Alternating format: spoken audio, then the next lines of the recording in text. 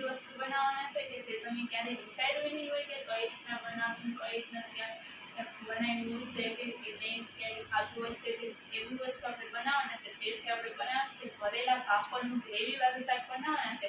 તો તે કઈ રીતના બનાવો તે હું તમને બતાવવાની છું. જેથી કરીને બ્લોગમાં કન્ટિન્યુ રહેજો અને નવા હોય તો ચેનલને સબસ્ક્રાઈબ કરી દેજો, લાઈક કરી દેજો, શેર કરી દેજો અને કોમેન્ટમાં બતાવજો તમને આ વિડીયો કેવો લાગે છે.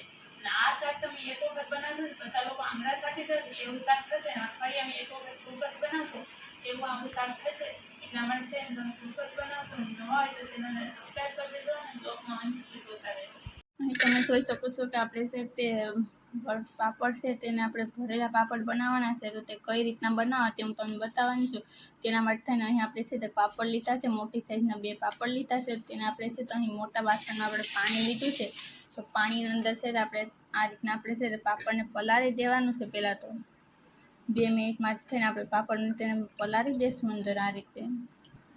તમે જોઈ શકો છો કે આપણો પાપડ છે તે પલળી ગયો છે. તો તેને આપણે છે તે આ રીતના છે તેને આપણે સૂકવી દેવાનો છે આ રીતે. અડધી કલાક માટે થઈને આપણે પાપડને સુકાવા દઈશું. આ રીતના આપણે છે તો બધા પાપડ છે તે આ રીતના પલાળીને સૂકવી દઈએ. આ રીતના 2 મિનિટ માટે પલાળવા દેવાના, તો સૂકવી દેવાના છે.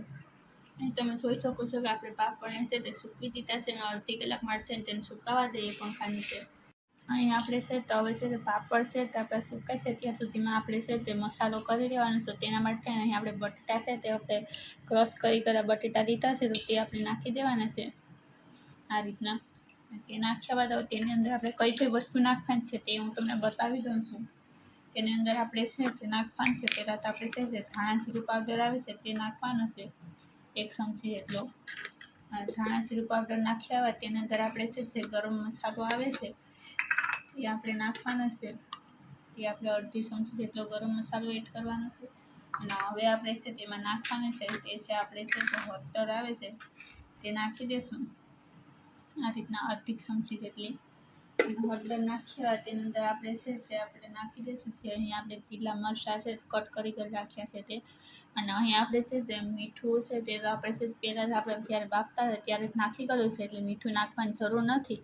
અગર તમે મીઠું પણ નાખી શકો છો. અને અહીં આપણે છે તે લાલ મરચું નથી નાખવાનું, એ ખાસ ધ્યાન રાખવાની છે. અને હવે તેને આપણે સારી રીતના મિક્સ કરી દેવાનું છે. જો શક્ય હોય તો તમે છે તે હાથની મદદથી કરો તો વધારે સારું. તો એકદમ છે તે મસાલો છે તે એકદમ છે તે માવા સાથે છે તે એક સેટ થઈ શકે એટલા માટે થઈને આ રીતના આપણે છે તે મસાલાને સારી રીતના મિક્સ કરી લઈએ માવા સાથે બટેટાના.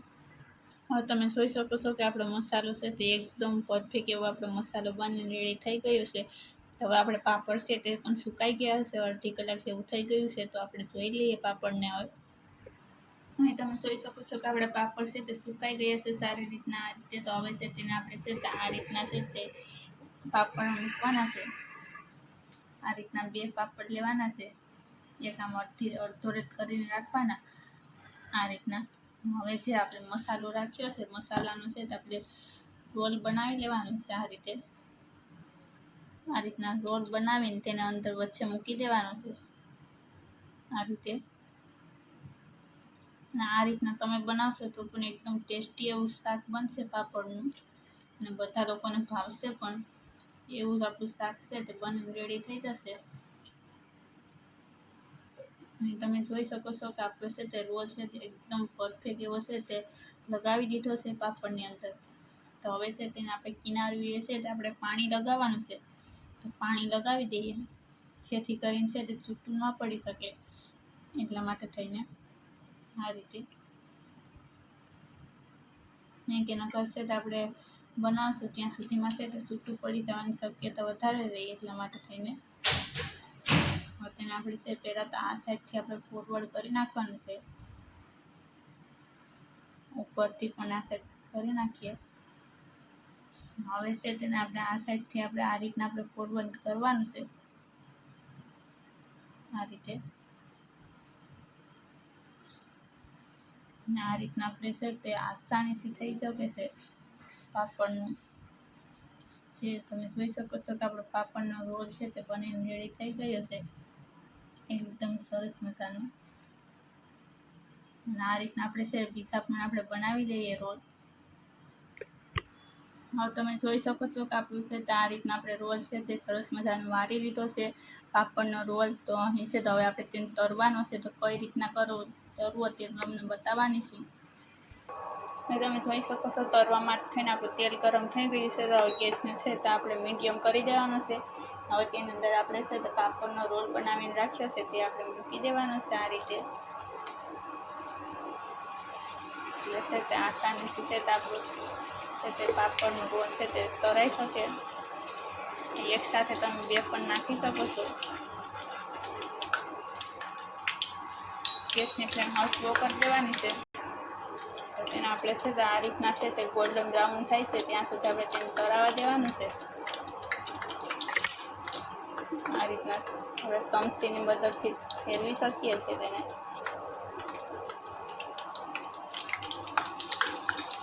એકદમ છે તે ક્રિસ્પી એવો આપણું છે તે રોલ છે તે થઈ જશે, કડક અને ક્રિસ્પી.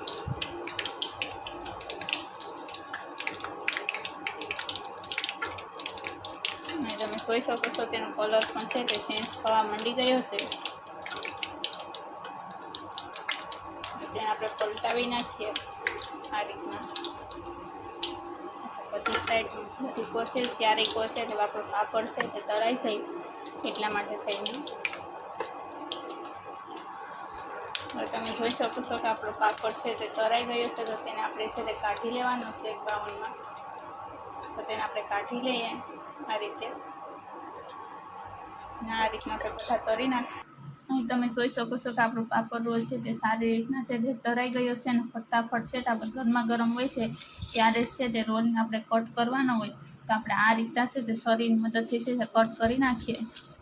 અને જો ઠંડો પડી જશે પછી છે તે રોલ છે તે કટ કરવામાં છે તે વાર લાગશે અને છે તે ફાટવાની સંભાવના વધી જશે. એટલા માટે થઈને ઠંડો થાય છે તેને પહેલાં જ આપણે છે તેને આપણે આ રીતના આપણે કટ કરી નાખવાનું. તમે જોઈ શકો છો કે આપણે રોલ કટ કરી નાખ્યો છે. એનો અંદરથી મેં કેવો સરસ મજાના છે તો આપણો રોલ છે તે સરસ મજાનો થઈ ગયો છે. આ રીતના આપણે બધા કટ કરી નાખીએ. અહીં તમે જોઈ શકો છો કે આપણે છે તે શરીરની મદદથી છે તે આ બધી કટ કરી નાખ્યા છે આ રીતના. અને અંદરથી છે તે મસાલો છે તે ભરી ગયા એકદમ છે તે માવાવાળા છે તો પાપડ બની ગયા છે. તો હવે તેને આપણે કઈ રીતના શાક બનાવવું તે હું તમને બતાવવાની છું. અને આને તમે છે નાસ્તા બોક્સમાં પણ બાળકોને ભરી શકો છો. અને આમ પણ તમે છે તેને સોસ સાથે દહીં સાથે પણ ખાઈ શકો છો. પરંતુ આપણે છે તેનું શાક બનાવવાનું છે. તો કઈ રીતના બનાવવું તે હું તમને બતાવવાની છું ભરેલું શાક. હવે તેનું આપણે છે તે શાક બનાવવા માટે થઈને તેલ આપણે ગરમ થવા મૂકી દીધું છે. તો તેલ ગરમ થઈ ગયું છે. ગેસને આપણે સ્લો કરી દઈશું. હવે તેની અંદર આપણે છે પહેલાં તો આપણે છે તે રાઈ નાખવાની છે. તેલમાં તારીખમાં રાઈ નાખી દઈએ. રાઈ નાખશે એટલે તેની અંદર આપણે જીરું નાખવાનું છે. આપણે અડધી ચમચી જેટલું આપણે જીરું એડ કરી દઈએ.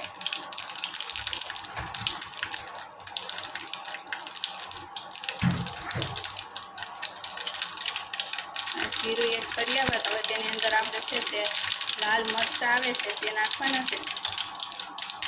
તો અહીં આપણે છે તે લાલ મરચાં છે તે કટ કરીને રાખ્યા છે તે નાખી દઈશું. હવે છે તેની અંદર આપણે છે તે કાંદા નાખી દેવાના છે. તે અહીં આપણે કટ કરી રાખ્યા છે ઝીણા એ.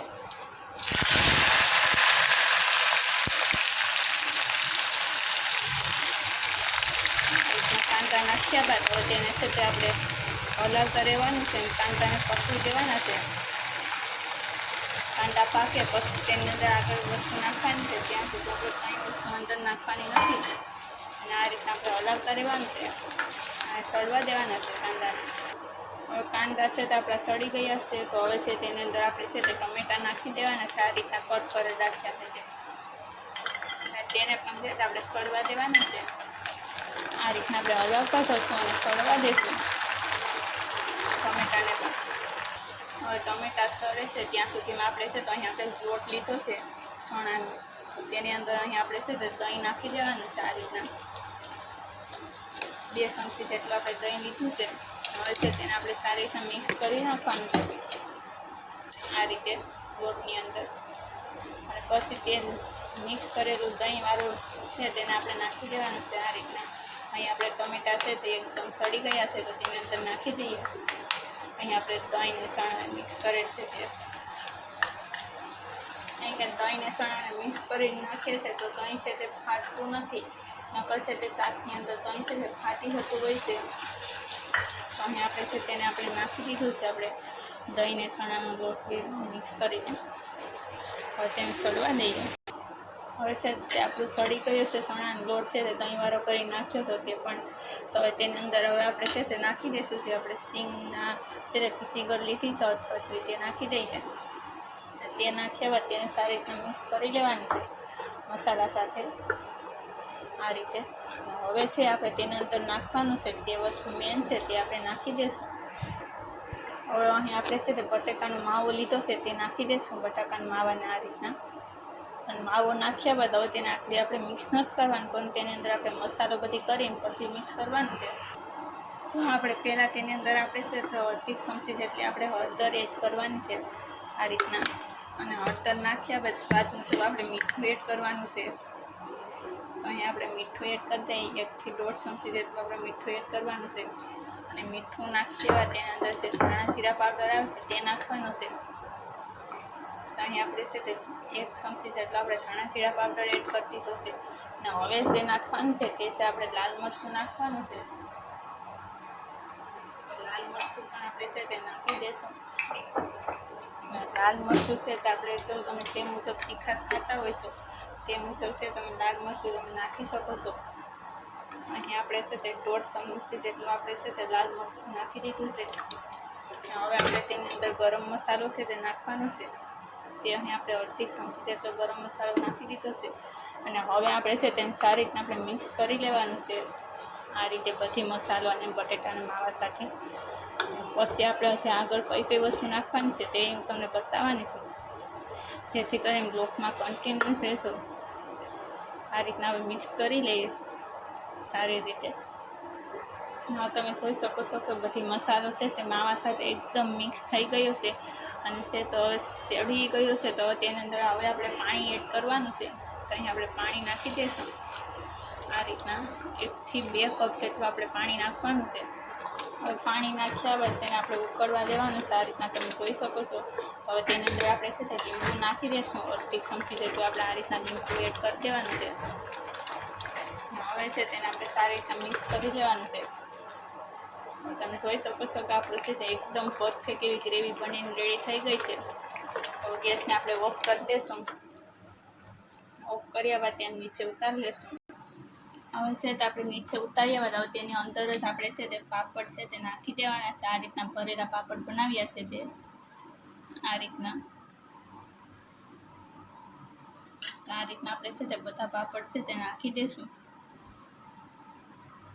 એકદમ સરસ મજાનું આપણું શાક છે તે બનીને રેડી થઈ ગયું છે. તમે જોઈ શકો છો કે આપણે બધી છે તે પાપડને છે તેને અંદર નાખી દીધા છે. તે મસાલાવાળા કરીને રાખ્યા હતા છે, ભરેલી રાખ્યા હતા તે પાપડને. તો તેને આપણે છે તે એક પ્લેટની અંદર છે તે આપણે કાઢી લેવાનું છે. જેમાં તમે સર્વ કરવા માગતા હોય છો તેની અંદર છે તમે કાઢી શકો છો. હવે છે તેને આપણે આ રીતના છે તે કાઢી લેવાનું છે. ભરેલા પાપડનું શાક આપણું છે તે બનીને રેડી થઈ ગયું છે. તમે જોઈ શકો છો કે જોતાં જ ખાવાનું મન થઈ જાય છે તેવું જ આપણું શાક છે તે બની ગયું છે. તો તમે ચોક્કસ બનાવશો અને આ રીતના છે તમે ક્યારેય નહીં ખાતું હોય તેવું જ આપણું શાક છે તે બનીને રેડી થાય છે. અને જો તમે એક વખત બનાવશો એટલે છે તે વારંવાર તમે છે તે આ રીતનું શાક બનાવશો જ. કેમ કે અઠવાડિયામાં 1 દિવસ તો તમે બનાવશો જ તેવું જ આપણું આ શાક છે તે બનીને રેડી થઈ જાય છે. તમે જોઈ શકો છો કે આપણે છે તે આસાનીથી છે તે આપણે આ શાક છે તે બનાવી શક્યા છે. તો તમે ચોક્કસ બનાવજો.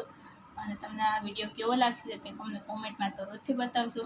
અને નવા હોય તો ચેનલને સબસ્ક્રાઈબ કરી દેજો, લાઈક કરી દેજો, શેર કરી દેજો અને કોમેન્ટમાં બતાવજો તમને આ વિડીયો કેવો લાગે છે તે.